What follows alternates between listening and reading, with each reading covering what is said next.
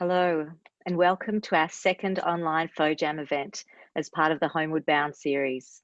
We're thrilled to have over 900 people registered for tonight's event, particularly as last year's Spun Stories was jam-packed at the Melbourne Recital Centre and we only had capacity for 90. I want to start by acknowledging the traditional owners of the lands where many of us are so lucky to have built homes, dreams, families, and festivals.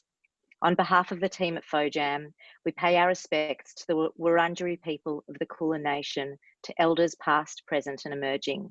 And we wish to pay respects to the First Peoples artists presenting tonight, as well as any First Peoples in the audience. I want to thank my incredibly tiny and hardworking team, particularly those who were instrumental in bringing tonight's program to you. Thank you to Navozison, who helped program Spun Stories, the Untold, and to Elsa Tuet-Rosenberg, who will be moderating this evening. Esther Justin, an absolute dream to work with, is responsible for all the beautiful design. Timna Baker, our dedicated board member, working behind the scenes on tonight's event, and Jesse Lubitz, the festival producer, who's miraculously moved from live to online events in his characteristically calm and collected way. And lastly, I'd like to thank the rest of the FOJAM board. So FOJAM did a last minute hook turn in March, and instead of announcing our 2020 festival theme, we announced an online series of events called Homeward Bound.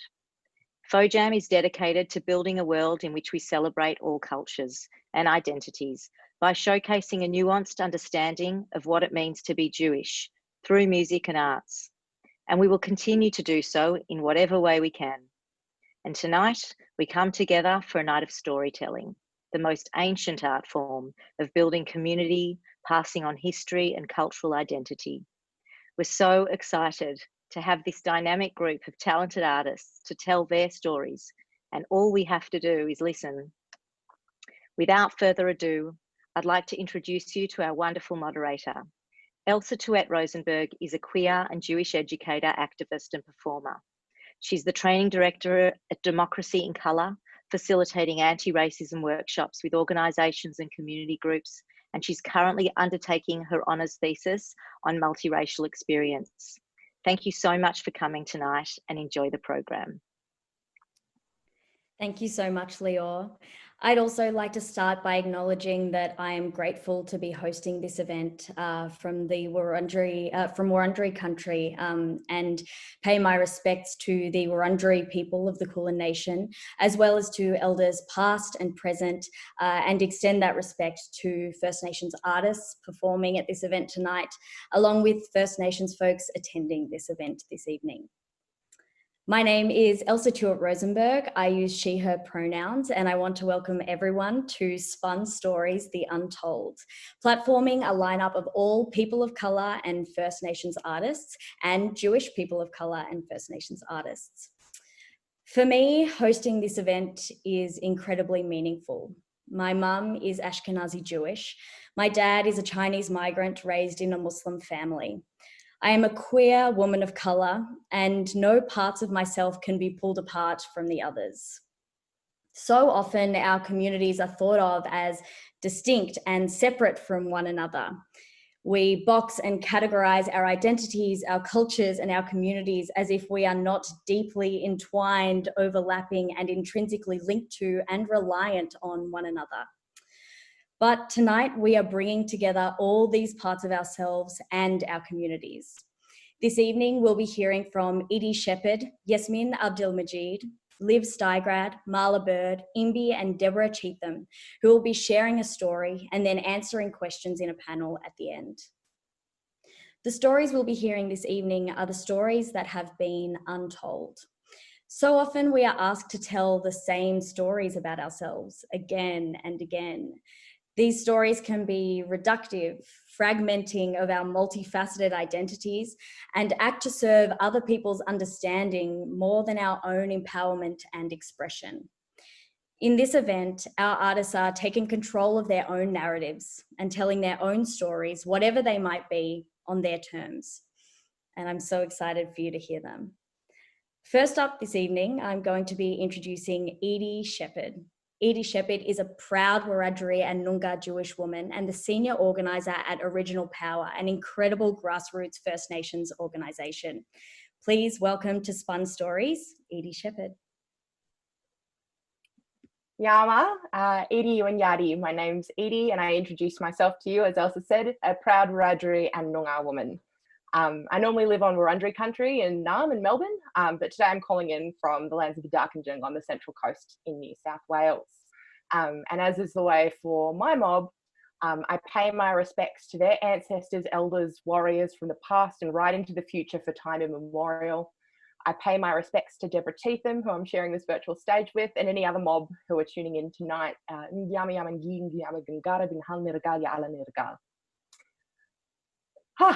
So, my partner refers to this phenomena, the holy cow, which kind of refers to well-meaning lefty political beings like me thinking that everything that I and other blackfellas say and do is somehow the ultimate truth, that it's cultural or based in sacred ancient wisdom, and it's a lot of bloody pressure. And as my partner will gleefully point out, I am sometimes, obviously rarely, wrong. So I'm going to talk about cultural meat. For those unaware, cultural meat is this presumption in certain circles that blackfellas eat meat, need meat. Honestly, the way some gubbers act about it, I think some of them actually think that a black person needs a certain quota of meat to survive. But the secret is, not a single black person I have ever met has confirmed the premise that it is culturally imperative to eat meat with every single meal. So yeah, I work in this small First Nations organisation that works with black communities around self-determination, land rights and climate justice. And at the start of the year, I was flown out to speak at a university undergraduate conference. I was quickly shown to the VIB tent, the very important black, not joking, tent, and was politely told by this very nervous and very well-meaning 19-year-old to come here at mealtime. And it quickly became that time. I trundled my way to the VIB tent, where I was hand-delivered my plate of cultural meat, even though they never asked if I ate meat, while the rest of the conference patiently waited in their slow-moving line to collect their vegan conference undergraduate curry slot. Now, this very nervous and very sweet 19-year-old carefully placed my enormous plate of meat before me, and it was about 7 pork chops. Now, this kid looked like they wanted the earth to swallow them whole when I asked for the vegetarian option because I don't eat pork, I'm Jewish. So I guess the irony in all of this is that while I can't substantiate Aboriginal cultural meat eating, I'm actually a cultural meat eater. Word spread quickly about the presence of an Aboriginal woman who was also Jewish. And I quickly transcended the status of holy cow and moved into like full-scale unicorn territory. At my bat mitzvah, I very clearly remember my rabbi saying, if she had a spirit animal, it would be a salmon, which was referring to my need to, quote, swim upstream against the current, which was something to do with being an Aboriginal Jew whose dad's a goy, mum's Jewish and queer, and so am I, because yes, they could tell when I was 13. Either way, I've already got what you might call a spirit animal. My totem's a goanna, for anyone curious. And being a Juboriginal was quite the feature of my childhood, an apparent impossible blend and a huge source of fascination. And over the past 2 and a bit decades, I've been on this hunt for others who enjoy this particular flavour of cultural mashup, haven't had much luck, and have since settled on a mild to moderate obsession with Taika Waititi. And I've always been really quick to point out the rich history of solidarity between mob and Jewish people. And a quick example, Yorta Yorta activist and leader William Cooper protest outside the German consulate in 1938 against the horrors of Kristallnacht. And I guess over the years, people have either assumed that my family became what it is because of that stuff, or just forgotten about the Jewish bit about me entirely, because that's just a bit too much. And it would be really on brand and really unicorn-like for me, for this history of struggle and solidarity to be the truth behind my family. A story that could be proudly recounted over a beer, but that's just not how that went. Tonight, I'm going to tell you the real story of how my parents got together. It was the spring of 1992. Hay fever season had well and truly come into force in Greater Western Sydney. My dad, a virginal 18-year-old Wiradjuri Catholic youth group leader, my mum, a 16-year-old couch surfing Noongar anarchist. Quite the pairing. And it was the annual Blue Mountains Medieval LARPing Festival. For those of you who don't know what that is, it's live action role play. Costumes, jousting, you name it, they did it, but they added dragons. My dad was the deputy knight of the Wiradjuri Knights, a group sworn to protect the elder's daughter. My mum earned her keep at the festival in a more unconventional way, selling and trading kisses for meat in the tent behind the sorcery hut. Now, mum had eyes for Carl, dad's best friend and my now godfather, or at least she did, until she laid eyes on my dad performing heroic maneuvers at the evening's jousting tournament. Now, dad's a shy man, always has been, and mum respected his boundaries. So after approximately 14 hours of courtship, they shared their first kiss. And at this point, the history records become a bit disputed, but mum swears by her life, this is when dad sneezed into her mouth, because Sydney hay fever season is an utter killer. Now, their romance blossomed outside the fake sandstone walls of the medieval But with Dragons festival. In fact, it blossomed so furiously that 3 months in, mum fell pregnant with me, allegedly at a Dungeons and Dragons tournament. My Redfern Black Panther turned high school principal grandfather cajoled mum back into school after I was born, and in the summer break between year 11 and year 12, mum got married to the principal's son. They split a few years later, dad remarried and had my 2 baby brothers, mum shacked up with a woman, and the rest is history. Not profound, not racial, definitely nothing ancient or sacred, just 2 loose units with exceptionally nerdy hobbies in the pre-internet era. The story of blackfella and Jewish shared resistance is quite incredible and really rarely spoken of. It's the story of 2 marginalised communities, both facing extraordinary prejudice and hardship, backing each other in seemingly impossible circumstances. Something for all of us to be proud of, and a tradition that we would do well to keep alive. And my family have done incredible things, from escaping from Auschwitz to the Black Power and land rights movements in Redfern. I've got some pretty damn tall giants upon whose shoulders I stand. But they've also done some pretty damn absurd things too. We all have. Between my bobber and grandpa meeting and boozy treehouse squat in the 70s, to mum and dad dressing up in chainmail and fighting fake dragons, my family have displayed impressively odd banality. And to be clear, I don't mean that as a bad thing. It's just to say that they have done the same strange shit that everyone else does. Thank you. Thank you so much, Edie. My cheeks hurt from grinning at the screen in front of me in this very empty room. Thank you so much for sharing your story with us. Next up, we have Yassmin Abdel-Magied. Yasmin is a Sudanese-Australian writer, broadcaster, and award-winning social advocate. I have to admit that I'm more than a little starstruck to be introducing her this evening, so please welcome Yasmin. Thanks so much, Elsa. I am so honored to be here. And I actually chortled out loud in my room alone with that previous story. Thank you. I'm actually in Bath in the United Kingdom. And so I guess I'm not sure what acknowledging country looks like here. I often say I'm just now living on the land of the colonizers, which, you know, has something to it. But I grew up on Turrbal land. And so I'm always really grateful to kind of have the memory of have had that experience. But I'm quite excited actually about this today, because usually people ask me to speak about like really deep, serious issues, and you know, that's fine. I like deep, serious issues. But when I got asked to speak, to share a story today, I was like, I would love to share a story about something, some of my own absurd experiences, because sometimes, you know, the things that happen to us are, maybe there isn't a profound meaning to it, maybe there is, but what I wanted to share with you all was a story about how I discovered a love of sailing. But I need to give you a little bit of background first, right? So my family, I was born in Sudan, and we were like the second Sudanese family in Brisbane or Turrbal. And my parents were very much of the idea that you're not going to leave the house, you're not going to move out of home until you get married. That was like very much the cultural kind of context, right? And I just, you know, I needed to find a way out, right? And so what I did was I applied for a job in a different state and only told my parents the weekend before I was flying out. So I got home on a Friday night. I was like, hey, Mama, Baba. So you know that job that I was kind of like briefly mentioned 4 months ago? Turns out I got it and I'm now moving to Perth. And my dad was like, excuse me? And I'm like, yeah, look, I signed the contract. There's nothing I can do about it. And so that weekend we packed my bags and my mum like gave me some of the cutlery and off I went to Perth. I didn't know anyone in Perth. And I think when I got there, I had assumed that it was going to be like a short stint and then I was going to be moved overseas.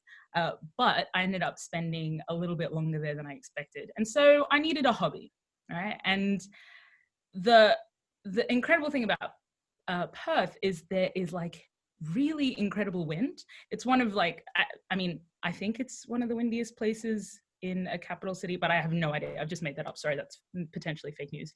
But there's something called the Fremantle Doctor, which means that like, especially during the summer, there's massive wind that comes through every single afternoon. And so there's a real culture of sailing. And in the office that I was a part of, an email went around one afternoon and one of the colleagues was like, hey, we've got a sailing club starting. Like, would you like to be involved? I was like, sweet. Like, I know Australia isn't a huge fan of Black and brown people on boats, but sign me up, right? So I'm thinking that we're going to be part of this, like, you know, crew. We're all going to be on boats together. It's going to be like some, you know, real bonding experience. I turn up and it's not that at all. It's these little dinghies. They're called Hobie cats, and each person kind of goes on their own. Obviously, within the first 5 minutes, I flip the boat over, like end up in the water, puncture somebody else's boat, and essentially call a halt to the entire afternoon's session. But for some reason, I loved it. I was like, oh, I'm on the water. Like, I'm not a huge fan of water. I was born in Sudan. Sudan's like the desert. And like, I know that I shouldn't be out here reaffirming stereotypes, but I'm really not one to, you know, enjoy being inside the water, especially Afro hair. It's just not the one. But being on top of the water was a vibe. So I was like really dedicated to learning how to sail. I ended up joining the Royal Perth Yacht Club, which I don't know if you could tell by the name, but it's not a place where there are loads of folks who who look like me, but there was something quite delightful at the idea of joining a club where the rule was if you entered the clubhouse, there's apparently now a garbage truck outside. I'm really sorry if you can hear the background noise. Yeah, so in the clubhouse, you would have to take your hat off. Otherwise, you would have to buy a bottle of alcohol for the club. And I was like, and they were like, is this a hat? And I was like, well, not technically. And they were like, well, maybe you'll just buy some alcohol for the club. And I was like, I don't know anything about alcohol either. So maybe can we set up some different rules? Anyway, I joined the club. And the main story that I want to share is that after I got cocky quite quickly with this whole sailing thing, right? And I started to be that kind of person that was like, oh yeah, I'm just going to go out for a sail on the river, you know? And my friends were like, yeah, okay, whatever. Like, you're in a tiny little dinghy and it's not that deep. But one morning, it was on a Sunday, I'd gone to brunch with some friends and I was wearing a cute little onesie. And I was like, oh, the wind's great today. Let me just cycle over and like go for a quick sail. And the guy was like, oh, do you want like a, what do you call, like one of those vests? And I was like, no, it's fine. Like, I've got this now. So I go out and it is super windy. Like, it's white capping. There's little bits of white froth going over the water. And so usually the kind of the course is like a little triangle like this, right? So I was doing this little triangle and it was windy, right? And, you know, I'm getting a bit, you know, on the edge. I end up right in the corner of that course, really far away from everyone, because everyone was kind of going in this up and down place and I was heading all the way over there. I ended up flipping the boat, landing in the water, getting a slight tear in my onesie, jumping back on, heading back to the shore. And they were like, look, go out for another hour. It's fine. But just like, you know, stay in this course where everybody else is. I'm like, sweet. Okay. Yeah, no worries. And there's like all of these other folks, you know, little kids, like it's very wholesome. And I'm like thinking I'm a Formula One, like sailor, like, nah, like look at me go. Anyway, again, I get ahead of myself. And right in the like main cluster of sailboats, what they call tack, I turn really quickly The boat flips again, but this time, two things happen. One, it flips so hard that when I hit the water, my onesie explodes. So it literally just comes off my body in shreds. It comes off my body in shreds. Okay, my headscarf gone, nowhere to be seen. It's like my afro just like, it's like escape. My glasses, don't know where they are. And also, folks, it was like one of the last days of the laundry cycle in my house. So I'm at like, week 10 of the undergarments, the stuff that you only really pull out when you're really struggling. So I'm there with my clothes have disappeared. I can't see anything. And then the sailboat starts sailing away. And I'm like, no, what do I do? And these two blokes sail by and they're like, hey, do you need any help? And I was like, no, I'm perfectly fine over here. I just look like a drowned rat, but it's fine, no worries, just head off. And then I'm kind of like trying to swim to get this boat. But remember, not a huge fan of swimming. So these guys sail back and they're like, hey, are you sure you don't need help? And I was like, oh, I don't have any clothes on. And they're like, we can see that. And I was like, oh God, ya Allah, like, really, is this what it's come to? And so they're like, just jump on. The guy actually takes off his Hawaiian shirt and gives it to me, and I put it on, and then they get me to jump on the boat. Have you ever seen someone get onto a boat from the water? It is the most unattractive way to get onto any vehicle or floating device. I felt like I was like flubbing about like a seal, and get on this boat and they're like, how's it going? I'm like, I just gotta love a bit of small talk in incredibly awkward situations. Anyway, they take me back to shore, and the best part, I think, was that I left the shore as like a respectable looking hijabi woman, just going for a little sail. I came back with no trousers on, some man's Hawaiian. Thank you so much to Yasmin. I think the social cringe feeling there might have been universal and palpable actually through the screen somehow. I don't know if everyone else was feeling that as well, but I can feel it all over my body. Thank you so much for sharing that story with us. Next up, we have Liv Steigrad. So Liv Steigrad is a Sydney-based creative and copywriter who is really into championing queer and Jewish communities, something that her and I have in common. I'm so glad that we could have her performing with us this evening. Please welcome Liv Steigrad. Thanks, Elsa. My mother always cooked by colour. And I should have known then how important it would prove to be, but I didn't. When she cooked, she'd lean over the pot in the kitchen and breathe in the rising steam, eyes wide open. She'd stir, inspecting the pot, and turn around suddenly and say, "It needs orange." Carrots? Pumpkin, maybe? Only after it looked right would she breathe in the steam again, the tensions draining away from her face, wearing a smile that said, "Yes, this is right." My mother always cooked by color. I have no idea how she used color to cook so well, but the leftovers I took to school for lunch were the stuff of legend. Singing sauces, arterial red, and stews of deepest green verging on black. Aromatic cumin, lingering lemon. Wow, that smells good. Your mum made that? What is it? Can I try? Oh, that's spicy. And every now and then, ew, what's that? You're eating that? I grew up here in Sydney, going to synagogue and Jewish schools. I had Jewish friends who invited me over, expecting me to know their flavors, but I didn't. I tasted my otherness in the alien beige of gefilte fish and kugel, the homogeneous cholent that mumbled when I'd always known stew to sing. I tasted my otherness long before my tongue knew the words Ashkenazi and Sephardi, long before I was even aware that my skin and my eyes and my hair and my people are different. We were asked tonight to share an untold story. We were given a space to share ourselves without representing anyone or answering any questions, and I tried. I have great travel stories, but I couldn't extricate the color of my skin even from those. I thought about talking about when I went to Venice and an old man tried to kidnap me on the train.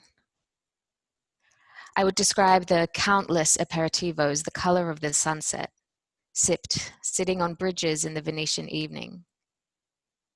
I would talk about how many times people looked at me with smiles of flame and eyes that said, yes, this is right. I would talk about the oppressive heat in Madrid, about smoking hashish and losing the ability to talk except to the ghosts of the old city. Mounds of paella, soft-toned and saffron-scented, accompanied by blood-red tempranillo. I would talk about how many times people looked at me with smiles of flame and eyes that said, yes, this is right. I could talk about the elation of the sunrise on Masada and the grinding sweetness of slabs of halva which somehow both look and taste like earth. Or I could talk about trekking to the lost city in Colombia and the ceviche so fresh you could taste the aqua ocean and the warm yellow of sandy feet and beachside bartenders. Or I would talk about making that lingering, forbidden eye contact with other queer women in Cuba, and that deep amber rum so fiery it made you feel like you were sipping the blood of Mother Earth herself. People all over the world have looked at me easily and welcomed me either as a local or close enough, but not here. You see, I hold an ember in my mouth, and I lick my lips with tongues of flame which only grow stronger every time I'm asked, hey, where are you from? Because here, I'm permanently other. Even within the already othered Jewish community, I'm exotic. I'm spicy. I'm something you would read on a menu. I'm something my mother would cook. My mother always did cook by color. I have no idea how she used color to judge a dish, and I have no idea how people do the same with other people. Thank you. Thank you so much, Liv. And I want to take the opportunity to just name how meaningful it is to me to hear other Jewish people of color telling their stories and the ways that they navigate this liminal space, in our identities and in our families, communities, and backgrounds. And I'm really looking forward to hearing more of the artists' experiences in this space as well. And with that, I'd really love to introduce Marla Bird up next. Marla is a multidisciplinary artist and chronic overachiever. They are a performance artist, a neuroscientist, an aerialist, an author, a body positive fitness instructor, and I promise you that is just a sixth of their credentials. I would like to introduce Marla, who's going to be sharing a story as well as a bit of a performance for us. Go for it, Marla. Thank you so much, Elsa, and thank you for having me here tonight. It's very exciting to be on such an incredible lineup. Before I say anything else, I also would just like to acknowledge the Wurundjeri people of the Kulin Nation as the traditional custodians of the land that I'm speaking to you from right now, and acknowledge that sovereignty has never been ceded on these lands and always was, always will be Aboriginal land.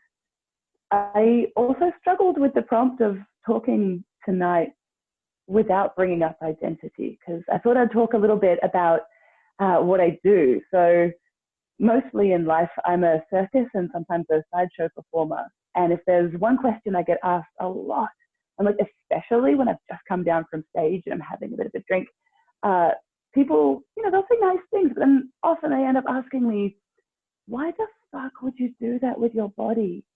And so I want to talk to that tonight. And it is impossible to talk about my body without talking about my identity. So it's going to be both. Yeah, so my first trick. For my next act, I will be too much and not enough at the same time. Too much in that my lifestyle choices, dating a woman, aren't appropriate to express in the office.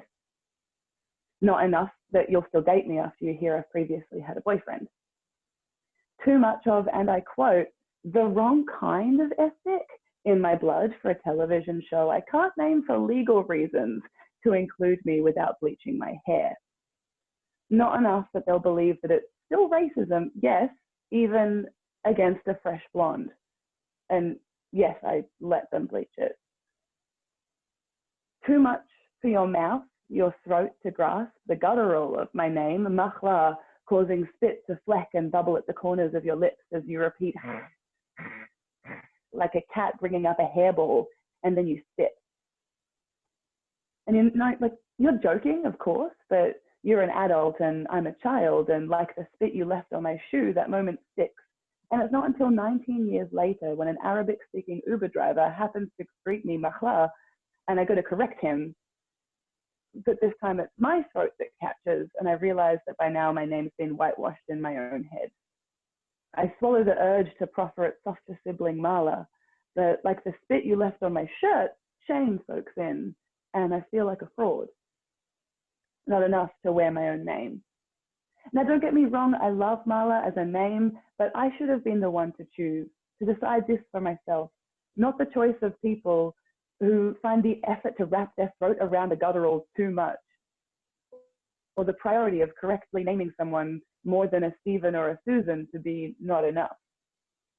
Now, I don't mean to start a pity party, but in part it's the partitions precisely that make this harder. I'm mixed race, non-binary, bisexual, and never technically healthy enough, but high functioning enough that people sometimes forget that I exist. I've heard of this being described as being like a LaCroix for Australians here, or non-Americans. It's like a lightly flavored mineral water. Like when you have it, sure, you can tell there's some flavor there. People recognize that, but it's not until you point out exactly what you are that they're like, oh yeah, of course, I knew it. And then they follow it up with something like, exotic. Too much and not enough.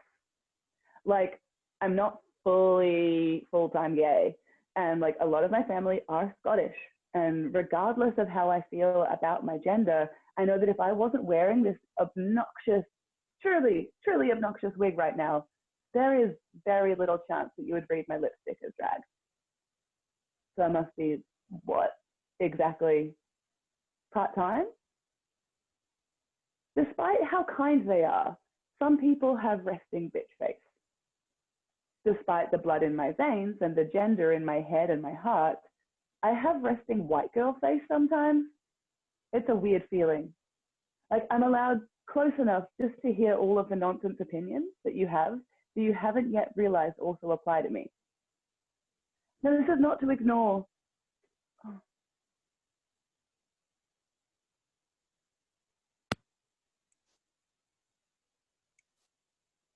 All right, we're swapping speakers here.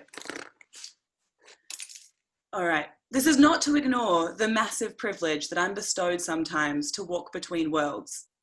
It's just to acknowledge that in spending my time in walking in between, I spend very little time actually inside.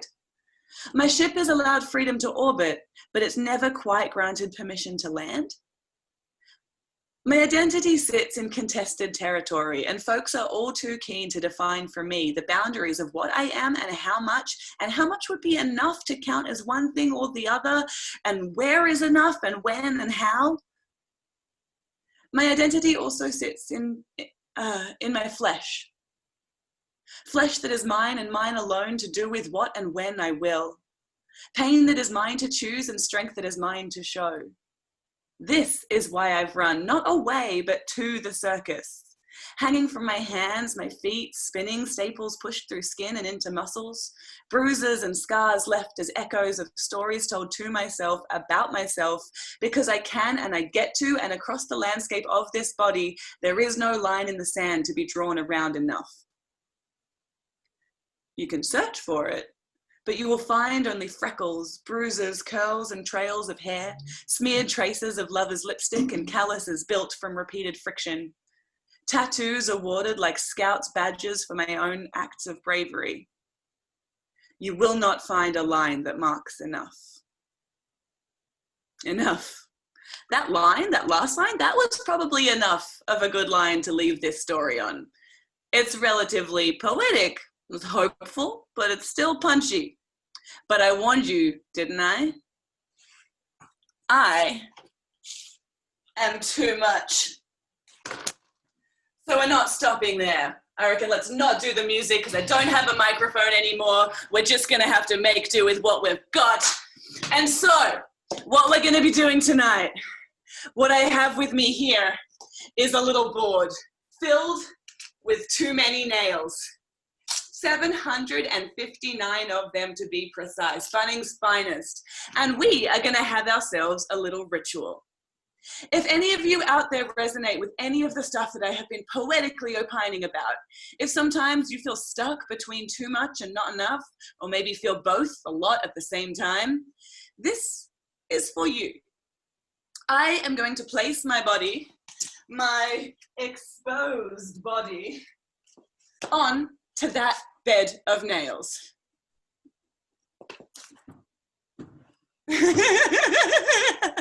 I promise you it's sharper than it just looks. There we go. Woo! Too many nails to be comfortable. And I am going to invite my delightful comrade Sal here to stand on top of me. Don't worry, their weight is not enough to kill me. And as I do, I would like you to take all of those feelings off for a while, if you can. Via the magic of the internet and your mind, I invite you to project all of those feelings of not knowing exactly where your identity goes, where it fits, where it's enough. Take them off and project them onto my lovely comrade.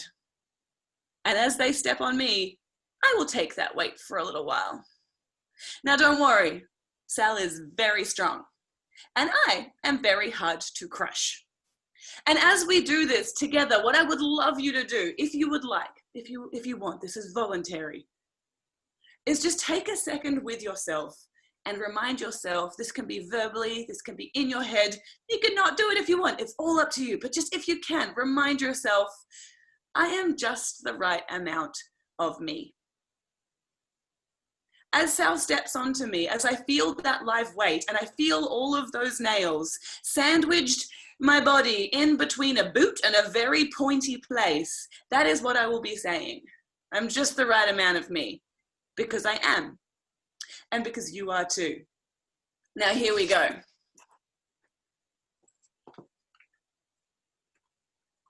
Normally there'd be some filler music, so you're just gonna have to do your little drum roll, DIY.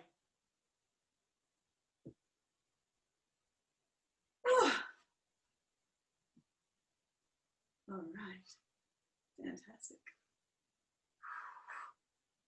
Are we ready? Now say it with me.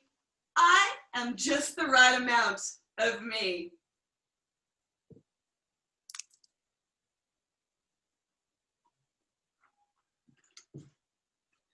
Thank you so much. Thank you for having me, and thank you, Sal.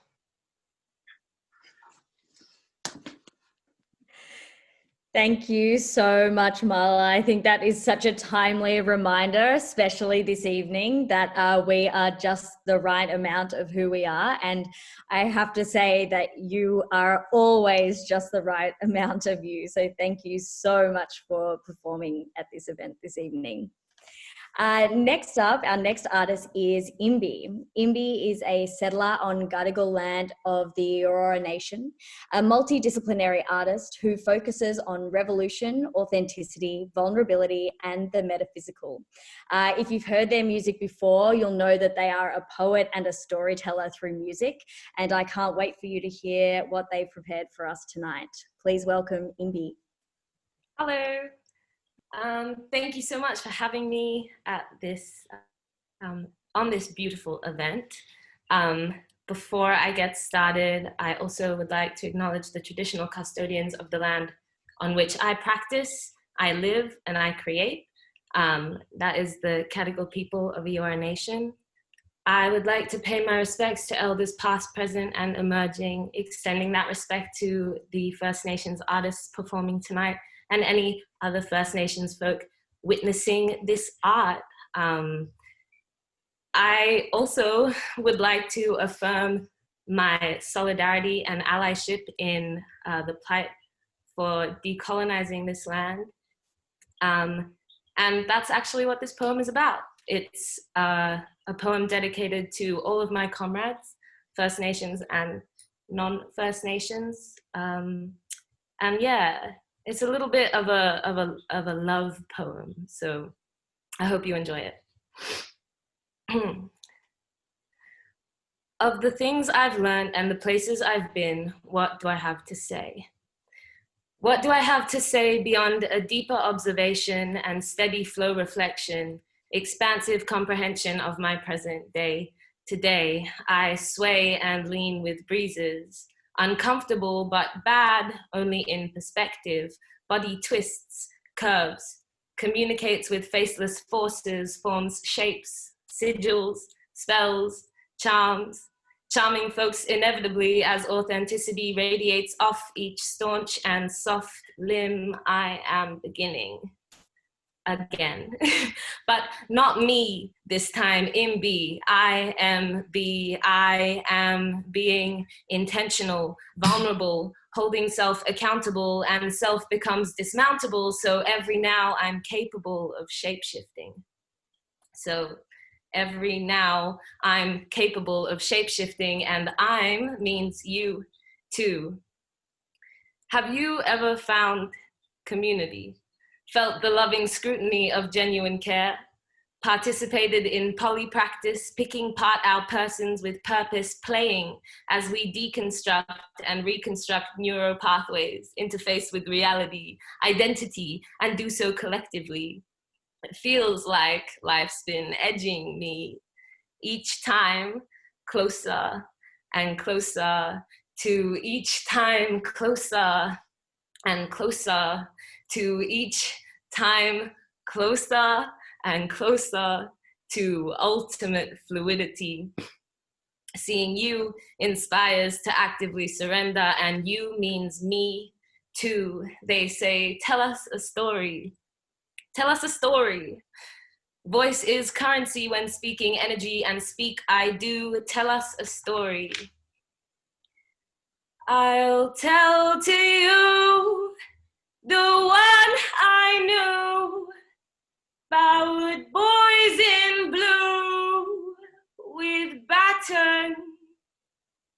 I'll tell to you a tale that's true about communal combating. I could reveal the ways we heal, the care that's real and balance. Instead, I'll choose to tell to you a story about practice. 6 pages neatly scripted in anticipation and encouragement of shift. 6 pages listing intention, emotion, mistakes, desires, insecurities, a gift wrapped up in 6 pages of time, space, experience. You sift through your words, silence filled with thoughts like patient in reprogramming and sharing codes, locating nodes, and reveling in connection. Tell me a story. 6 pages, telling a story of quickened heart and sweaty palms in under 10 degrees, restless legs, cultural discordance, being and listening and looking to moon. In between park benches, they sit and learn to cook ancestral meals.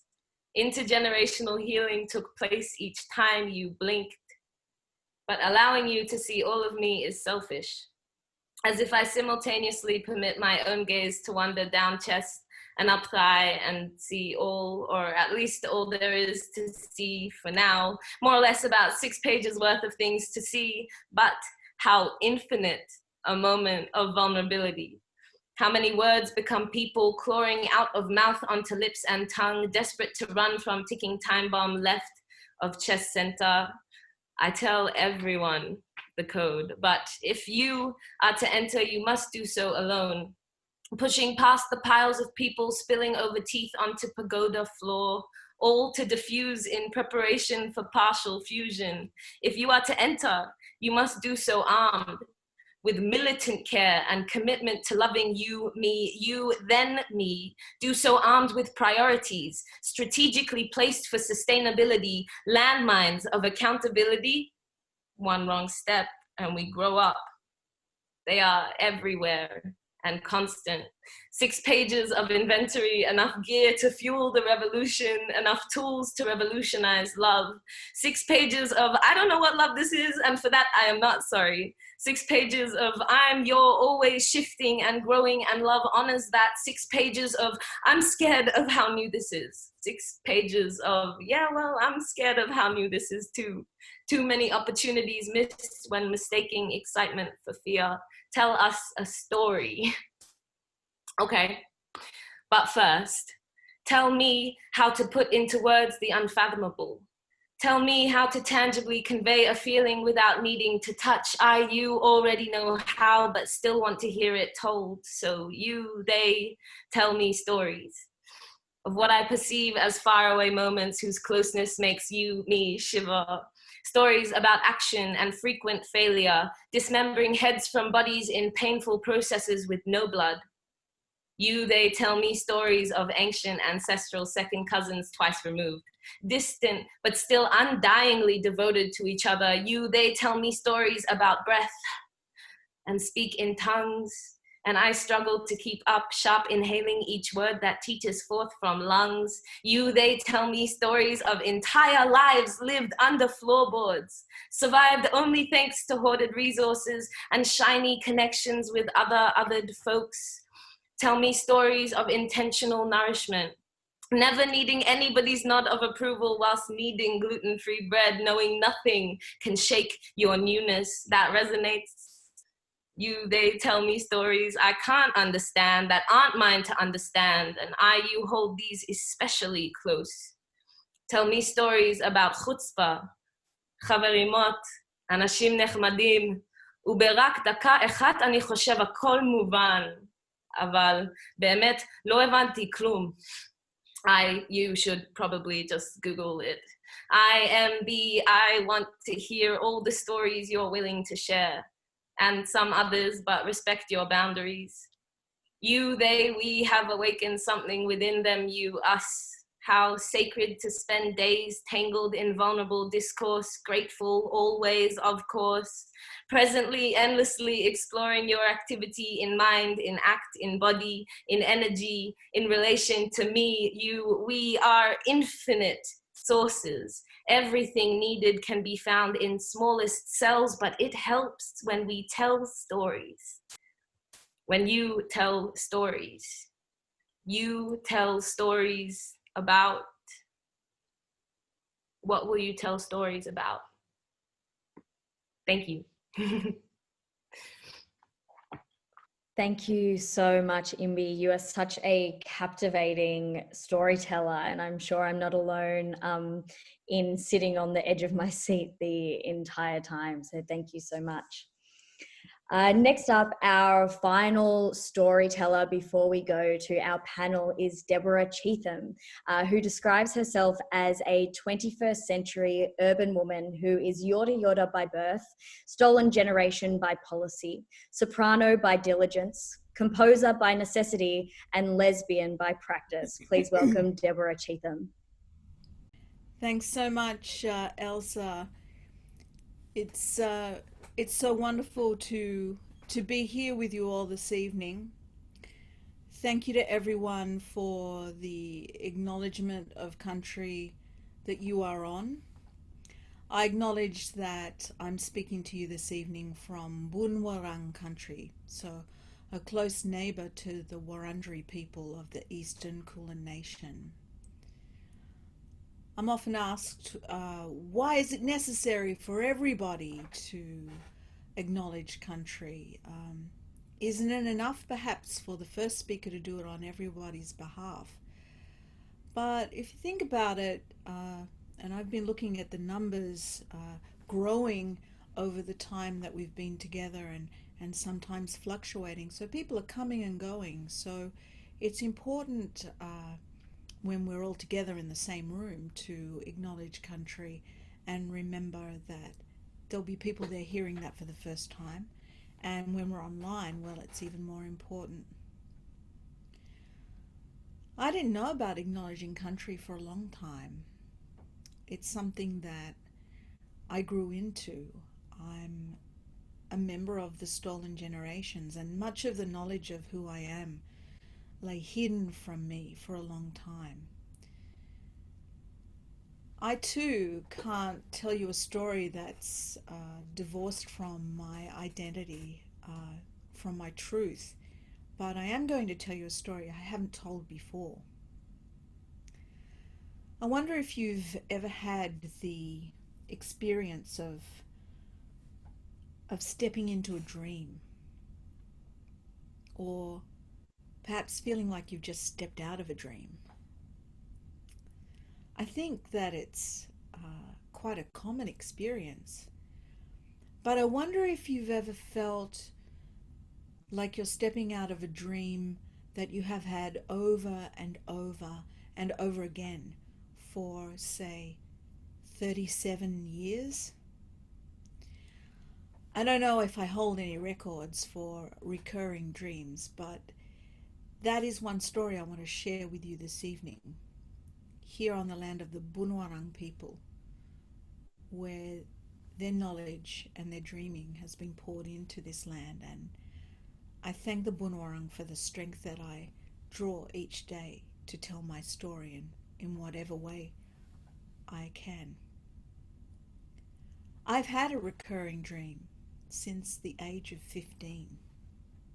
Night after night, this landscape would come to me in my dreams, and I would enter into it, and I couldn't identify it except by a feeling that it left in my heart, an imprint that it made on my soul. Even in my waking mind, this dream of a landscape, of a mountain that spread its arms over the landscape and reached out its hands towards the ocean. This landscape, night after night, from the age of 15. As I matured, so did the dream. Instead of just the landscape, I started to see myself in the landscape, looking up at the mountain, feeling the stretch of its arms out towards the ocean.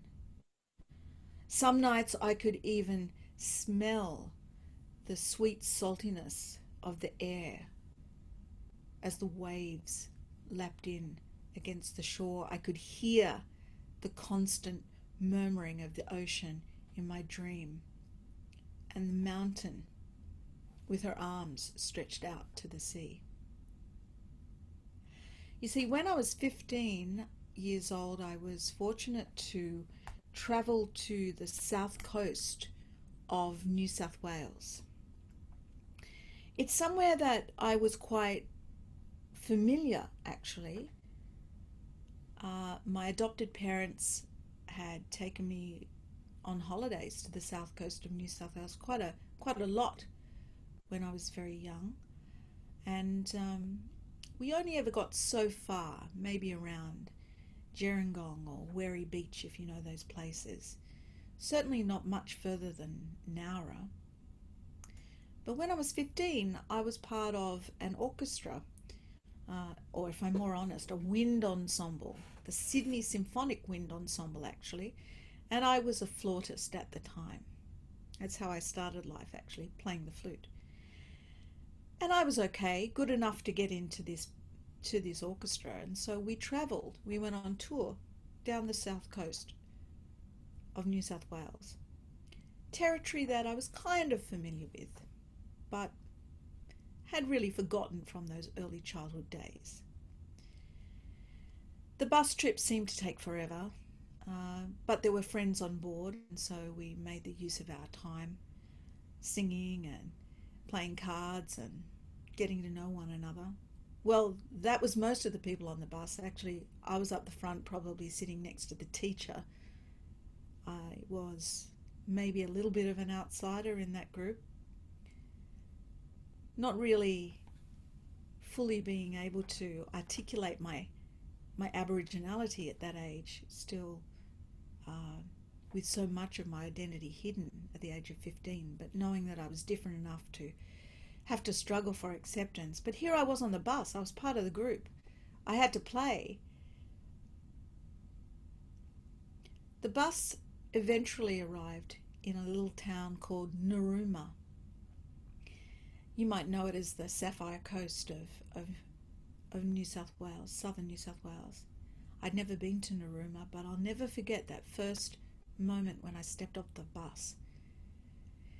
We were at a little lookout, and as I turned to the left, I could see right up the coastline of New South Wales, the mist that was coming off the sea, of that sea spray, just making the outline of the coast a little bit hazy, but you could see, it seemed like forever. I imagined that I could almost see all the way back to Sydney, where I'd come from on the bus with the other members of the orchestra. I was transfixed at that moment. I'd never seen anything quite so beautiful. Suddenly, I'm shaken out of this reverie because it's time to go to our first gig. We're on tour after all, and I have to play something like, I don't know, some piece by Gustav Holst, I think we started off with.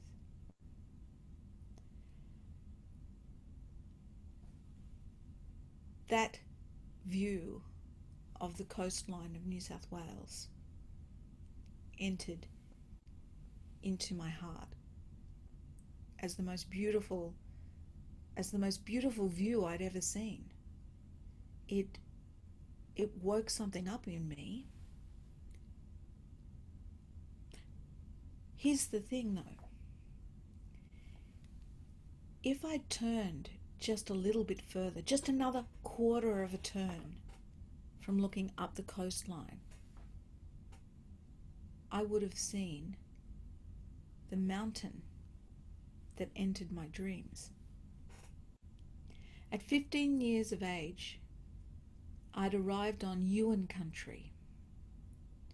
It was to be another 30 years before I understood that that was the country of my grandfather. That was the country of my belonging. If I'd only turned a quarter of a turn more, I would have seen that mountain. I would have seen the arms stretching to the ocean that I was so fascinated with. The mountain is called Mount Gulaga. She's known as Mother Mountain. At the age of 15, I didn't see her, but she saw me. and she recognized me. And she entered into my dreams without me even realizing. So fascinated was I with the ocean. I carried that dream for 37 years until the next time I returned to Narooma. And my belonging was fulfilled when I met members of the Yuin Nation who welcomed me as the granddaughter of one of their sons. The country entered in without me even knowing, and it's been a gift that's lasted for these 37 years. Thank you.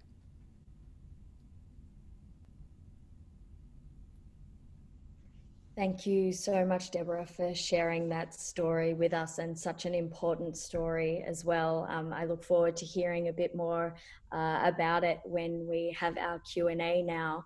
I'm actually going to bring back all the artists and hear from them, get them to answer a few questions about storytelling, whether that be storytelling and their relationship with it in general, or particularly the stories that they have chosen to share this evening. Maybe I'll start off with Deborah and ask you the question, how did you choose what story you wanted to tell for this event this evening? I think the invitation to tell a story that is perhaps one I haven't told before, and that this is a very new part of my identity, the Yuin part of my identity, and well, it's not new, it's been there all along, but the knowledge of it is new for me. Only in the last 5 years have I really started to make a connection to my Aboriginal grandfather, Kunkus, and the Yuin side of the family. I'm Yorta Yorta by my grandmother, because we're matrilineal as Yorta Yorta people in this particular part of Australia. That's not true for all Aboriginal and Torres Strait Islander nations, but it is true for Yorta Yorta. So to learn more about my grandfather's country, and to realize that that country had entered into me in such a deep way at the age of 15, when I knew nothing and I couldn't even see what was right in front of me, this incredible mountain. In fact, I had a picture all ready to share with everybody at the end, but I didn't get to share screen, so I don't know if as host I can do that now, but I will.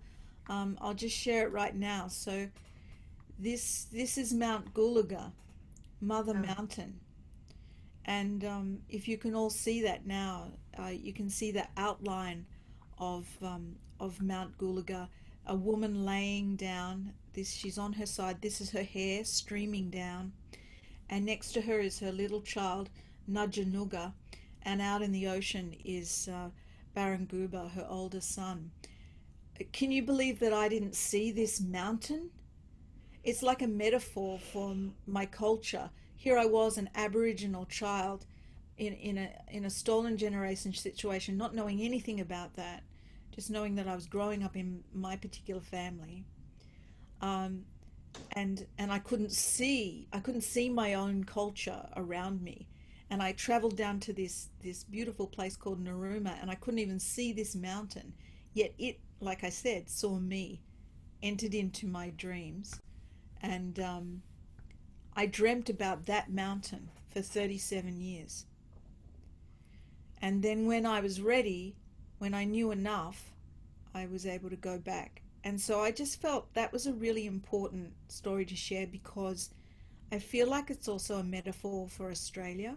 I think that Australia has an ancient culture and a wisdom and a knowledge base all around it, but we can't always see it. There are so many barriers in the way. So I think I wanted to share it, because that was something I've only just lived in the last 5 years, that experience. Yeah, thank you so much for sharing that. And it almost sounds like a story that was begging you to tell it, and has been for a really long time. Marla, I'd love to hear from you as well. What led you to choose the story that you did for this event tonight? Yeah, sure. I think one of the major reasons I chose it is I find sideshow really interesting to talk about, because so often people are kind of baffled by like why I'd want to do it, and I think it has these connotations and a kind of culture around it of a certain kind of spectacle that audiences can miss because it's not presented with it, some of the history that's there, and personal history with it as well. And so when I perform, often the character that I exist in on stage is this kind of big, large bimbo character, and part of that is finding joy in being underestimated. A bimbo is a fundamentally underestimated character. There's a lot below the surface that's not seen with this fancy presentation, and so I think it's reclaiming that joy that comes with the territory of often having so much of my identity missed. Liv put it so wonderfully, talking about being othered within a community that's already othered. Also, as a Sephardi person, I really, really resonated with that experience, and I often get asked to speak to identity when performing, and I find it really hard because I feel like a liar because I have to only speak to one identity at a time, and I feel like a fraud. I have imposter syndrome about myself, about existing, and so I decided to lean into that when I wrote this, of like, okay, what is my identity if it's not any of these one things that I'm allowed to be? My identity feels like it exists in those gaps in between, in the fact that I'm not just any one of those things, and I'm all of them but none of them, and just accepting that that discomfort, that dissonance, that the pieces don't necessarily always fit comfortably together. And that is sideshow in a lot of ways, is accepting discomfort, owning the discomfort, finding joy in the discomfort, and presenting it in a way for people to engage with as well. So yeah, that is why I would say I chose this piece. Amazing. That's so cool to hear about, and the ways that it sounds like sideshow and storytelling, or the combination of the two, have been a way of exploring your identity and where you fit into those spaces or in between them. I'd love to know, Liv, about, I guess, not just how storytelling has been an opportunity for some of us to explore those parts of our identities, but how do you feel like storytelling has shaped your sense of self or your identity? I guess words and language have always been the only way that I've been able to make sense of the world and myself. The act of storytelling, which to me it's condensing a reality into words, and I feel like it makes things simultaneously more real and also less bound by reality. And I guess that is the space in which I want to exist. Yeah. Yeah, and Yasmin, I can see you nodding along as well. Tell me, how do you feel like storytelling has shaped your sense of self?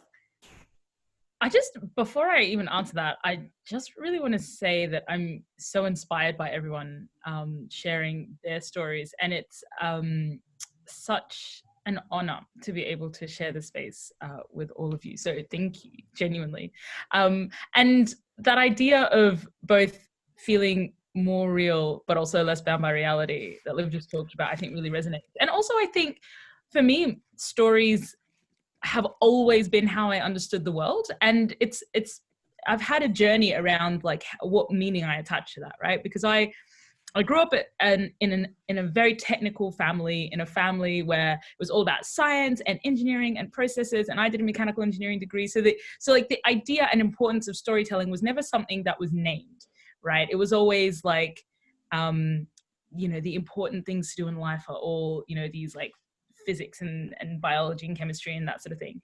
But when I think about how we conceive of ourselves, all of those things are stories. Even the story around being an engineer or being a science person is a story. And so when I think about how we go about being humans, being meaning-making creatures, all of that is wrapped up in the concept of story and storytelling. And so the power in being a storyteller is like the power to create worlds, right? It's the power to, like, the people who have changed histories have always been people that have been able to tell stories of visions, or stories of fear, or stories of who we are.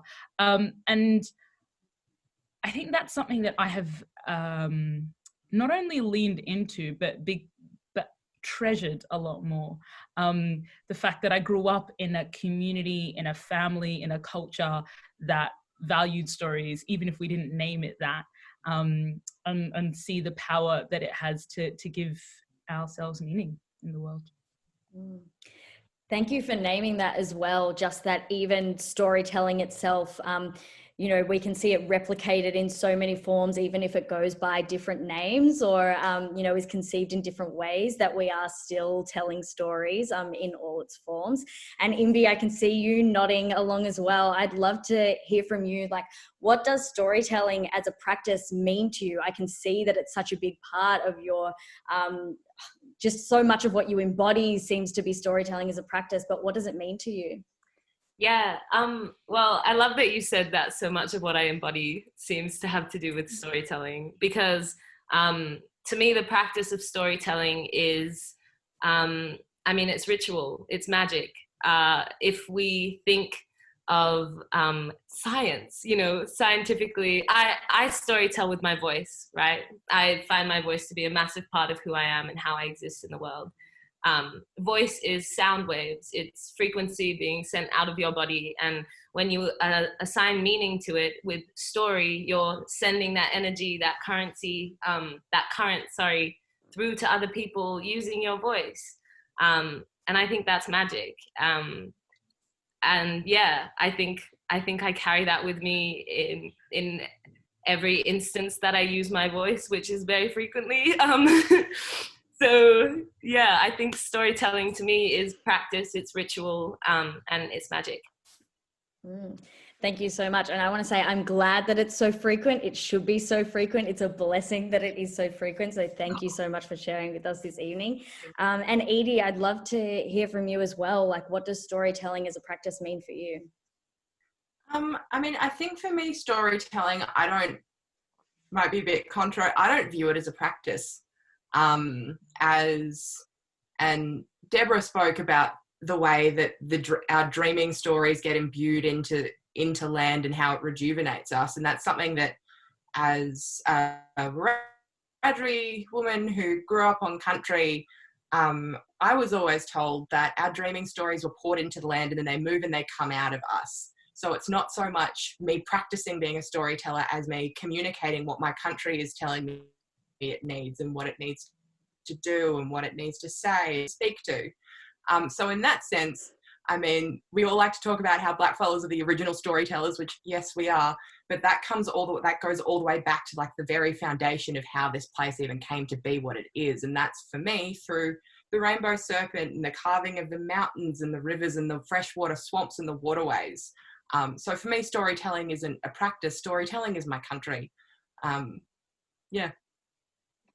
Yeah, thank you so much for like starting to build that picture for us as well, the ways that all those things are not just linked, but are all the one thing and can't be pulled apart, which I think is so much of the theme for this evening as well, about how so many of the things that we divide up and pull apart actually can't be, and that they are all entwined and all part of each other. Thank you so much, Edie. And thank you so much to all the artists who have performed and shared with us this evening and answered our questions. I repeat Yasmin's sentiment that it is such an honor to have shared this space with all of you. And thank you so much for being part of this event. I really loved being part of it with you. And I'm going to hand over to Lior. Thanks so much. Wow, thank you all so much.